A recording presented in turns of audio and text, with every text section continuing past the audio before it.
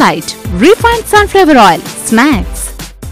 Hi, hello, welcome to Sunsalite Refined Sunflower Oil Snacks. నేను మీ మధు. మరి ఈ రోజు ఒక వండర్ఫుల్ రెసిపీ నేను మీకోసం చేయబోతున్నాను. అయితే ఎప్పుడు చేసినా స్పెషల్గా ఇన్నోవేటివ్గా ఉండే రెసిపీస్ అయితేనే నాకు చేయాలనిపిస్తూ ఉంటుంది. రొటీన్గా ఉందనుకోండి, దాన్ని మార్చి చేర్చి ఏదో ఒకటి చేసేసి ఫైనల్గా సూపర్ డూపర్ రెసిపీ చేసేస్తారు. చిన్న చిన్న ఇంగ్రీడియంట్స్తోనే పెద్ద పెద్ద చేంజెస్ వస్తాయి. అది మీరు కాంపిటీషన్లో కూడా పార్టిసిపేట్ చేయొచ్చు అలాంటి డిషెస్తో. ఎనీవేస్, మరి ఆ డిష్ పేరే దలియా కీమా కబాబ్.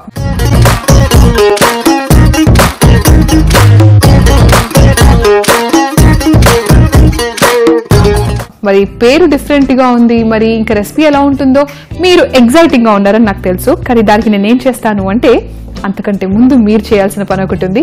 దానికి సంబంధించిన ఇంగ్రీడియంట్స్ ఏవి కావాలో అవి ఒకసారి చూసేసేయండి. అందులోపు నేను అన్ని రెడీ చేసేసుకుంటాను.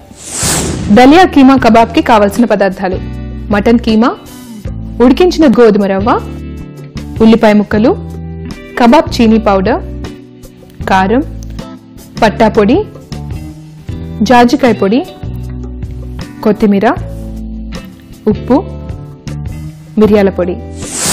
ఎస్, ఫస్ట్ కబాబ్ అనగానే మనం చేసుకోవాల్సింది ఏంటంటే అన్ని మిక్స్ చేసేసుకొని కబాబ్ తయారు చేసేసుకోవడం అనమాట.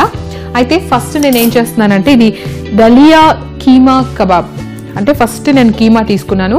సో చాలా సన్నగా కట్ చేసుకున్నటువంటిది.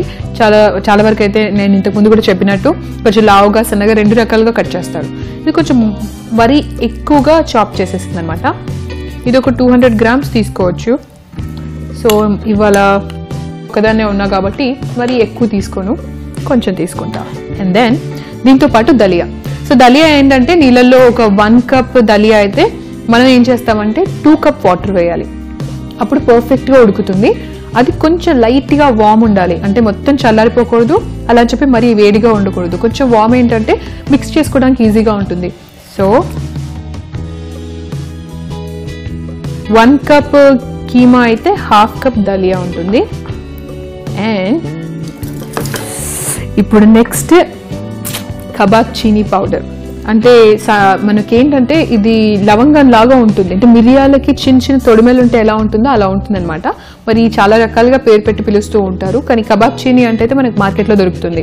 మీకు విషయం తెలుసా, యూరోపియన్ కంట్రీస్లో అసలు కబాబ్కి పెట్టింది పేరండి. ఎంత సూపర్గా తయారు చేస్తారంటే వండర్ఫుల్గా ఉంటుంది. అండ్ అసలు ఆ కబాబ్స్కి అంత టేస్ట్ ఎక్కడి నుంచి వచ్చింది అని అడిగితే కనుక ఖచ్చితంగా ఇలాంటి స్పెషల్ పౌడర్సే. సో నేను ఈ కబాబ్ చీనీ పౌడర్ వచ్చేసి 1 teaspoon వేసాను, ఎందుకంటే అది చాలా ఘాటుగా ఉంటుంది కాబట్టి తక్కువ వేసుకున్నాను. నెక్స్ట్ సన్నగా కట్ చేసుకున్న ఉల్లిపాయ ముక్కలు, తర్వాత పట్టా. సో పట్టా పొడి కబాబ్కి ఎప్పుడు కూడా మంచి ఫ్లేవర్, అసలు అరోమా అనేది కేవలం పట్టా పొడితోనే వస్తుంది. అంటే ఓన్లీ పట్టా పొడి అని చెప్పను, బట్ ఇలాంటి మసాలా పౌడర్స్ సపరేట్గా వేసుకుంటే. జనరల్గా గరం మసాలా అంటే అన్ని కలిపేసి వేసేయడం కాకుండా ఇలా స్పెసిఫిక్గా కొన్ని మసాలాలని చూస్ చేసుకొని పౌడర్ చేసేయడమే. అండ్ పట్టా పొడి మరీ ఎక్కువగా ఉండకూడదు, ఎందుకంటే దాని ఫ్లేవర్ చాలా వచ్చేస్తుంది. నెక్స్ట్ జాజికాయ పొడి జస్ట్ 1 or 2 pinch అంతే, అంతకుమించి ఎక్కువ వద్దు. తర్వాత కారం, ఎందుకంటే మసాలాలు అన్నీ ఘాటుగా వేసాం కాబట్టి మనం కారం ఏం చేస్తామంటే కొంచెం క్వాంటిటీ తగ్గించుకుంటాము. పైగా కబాబ్ అంటే స్నాక్ లాగా తినే ఐటమ్ కాబట్టి కారంగా కూడా ఉండకూడదు. తరువాత మిరియాల పొడి.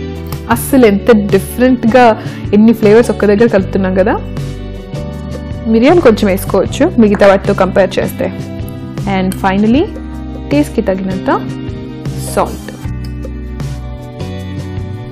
ఇప్పుడు కొత్తిమీర కొంచెం పక్కన ఉంచుకోవాలి. 1 spoon తీసుకొని అన్నీ కలిపేసిన తర్వాత ఫైనల్గా ఒకసారి కొత్తిమీర వేసి మళ్ళీ కలుపుకోవాలి. ఒకసారి అన్నీ కలిపేశాక ఇప్పుడు కొంచెం కొత్తిమీర వేసుకుంటాం. లావు గోధుమ రవ్వని ఉడికించి వేసాం కదా, అంటే దలియా. ఆ దలియాలో మొత్తం ఈ కీమా అంతా మిక్స్ అయిపోవాలన్నమాట. ఎంత వీలైతే అంత బాగా ప్రెస్ చేస్తూ మిక్స్ చేయాలి.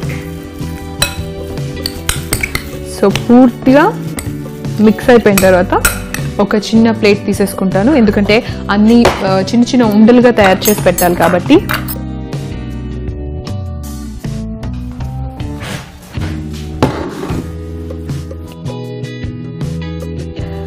వెల్, ఇప్పుడు ఇదంతా తీసుకొని చిన్న చిన్న ఉండలుగా తయారు చేసుకోవాలి, మార్బుల్ సైజ్ బాల్స్ లాగా.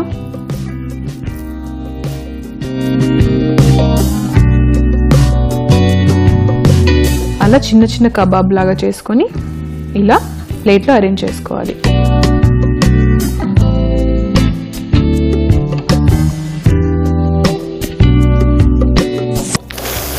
ఎస్, సో అన్ని ప్రిపేర్ చేశాను. యాక్చువల్గా ఏంటంటే మనం ఎప్పుడైనా కొంచెం డౌట్ అనిపించింది అనుకోండి డీప్ ఫ్రై చేస్తే ఉంటాయా లేదా అని, అలాంటి ఐటమ్స్ని కొంచెం ఫ్రిడ్జ్లో పెట్టి కాసేపటి తర్వాత తీస్తే మనకి చక్కగా స్టిక్కీగా ఉంటాయి, డీప్ ఫ్రై చేసినప్పుడు కూడా విచ్చుకోవన్నమాట.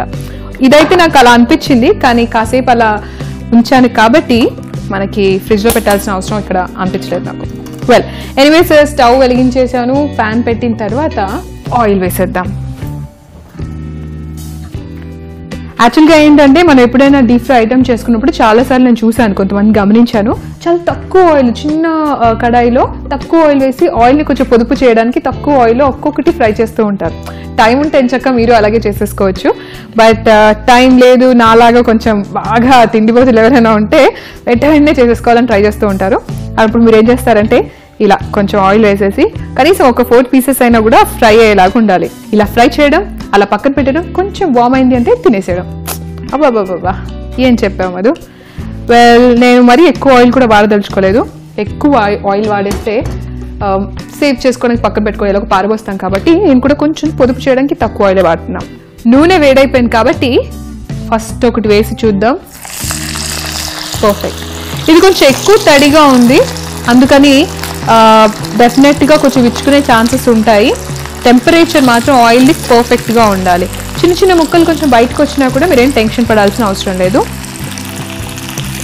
కొంచెం హీట్ అయిన తర్వాత రెండో వైపు కూడా వేసేసుకొని, అది ఎక్కువగా బాయిల్ అవుతున్నట్టు మీకు అనిపిస్తే కనుక కాసేపు అలాగే ఉంచేయండి, ఎక్కువ కదపకుండా. ఎందుకంటే దాంట్లో ఉన్న వాటర్ అంతా ఎవాపరేట్ అయిపోవాలి, తడి అంతా ఎవాపరేట్ అయిపోవాలన్నమాట. పచ్చిగా ఉన్న పీసెస్ అన్నీ కూడా డైరెక్ట్గా ఫ్రై చేస్తున్నాం, మనం ఆల్రెడీ బాయిల్ చేసుకోలేదు కాబట్టి కొంచెం లోపలంతా ఫ్రై అయ్యేంత వరకు మనం వెయిట్ చేయాలి.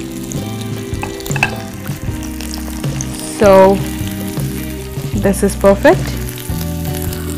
ఇలా పర్ఫెక్ట్గా ఒకటి అయింది అంటే మిగతావన్నీ కూడా మనం వేసేసుకోవచ్చు అనమాట.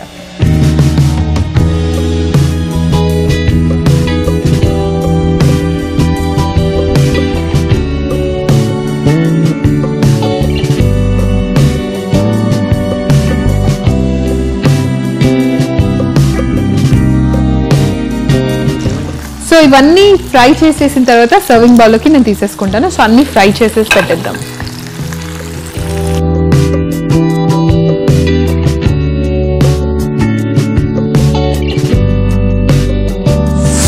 వెల్, సో అన్నీ రెడీ అయిపోయాయి కాబట్టి ఎంచక్కా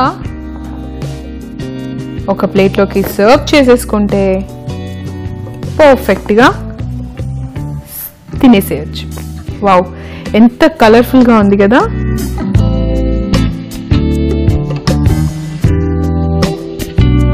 వావ్, ఒక రెసిపీ, ఒక డిష్ ఇంత బ్యూటిఫుల్గా, ఇంత అట్రాక్టివ్గా కనిపిస్తే ఒక్క నిమిషం కూడా ఆగలేం, మనం తినేసేయాలి.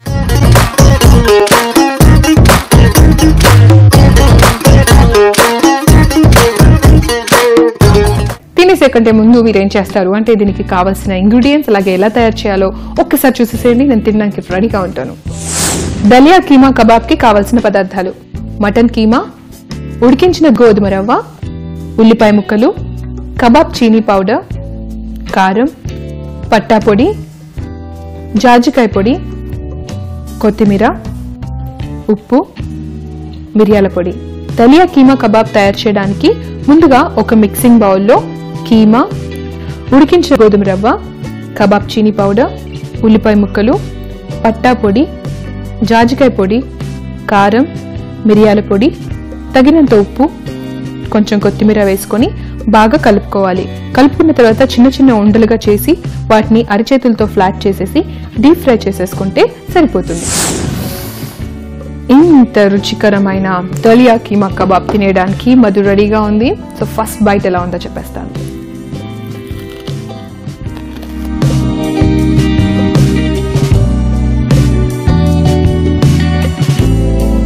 వావ్, యాక్చువల్గా ఏంటంటే దీంట్లో నేను కొంచెం దలియా తక్కువ వేయాల్సింది, తక్కువ వేసినా కూడా పర్ఫెక్ట్గా వచ్చేది. సో దలియా నేను కొంచెం ఎక్కువ వేసాను కాబట్టి కొంచెం క్రిస్పీగా ఉంది. మీకు కబాబ్ లాగా కొంచెం మంచిగా చూయింగ్గా ఉండాలి అంటే కనుక ఖచ్చితంగా మీరు దలియా కొంచెం క్వాంటిటీ తగ్గించండి అంతే. సో మిగతాదంతా సూపర్ టేస్టీగా ఉంది. మరి మీరు కూడా ఇలాంటి వండర్ఫుల్ రెసిపీ చేసుకోవాలి అంటే ఆలస్యం చేయకండి, వెంటనే తయారు చేసేసుకోండి. నేనైతే మిగతా పీస్ కూడా తిని పెట్టేస్తాను. మరి నెక్స్ట్ డిష్ తో మీ ముందు ఉండాలి అంటే ప్రస్తుతానికి sunlight refined sunflower oil snacks లో మధు చెప్పేస్తుంది. బాయ్.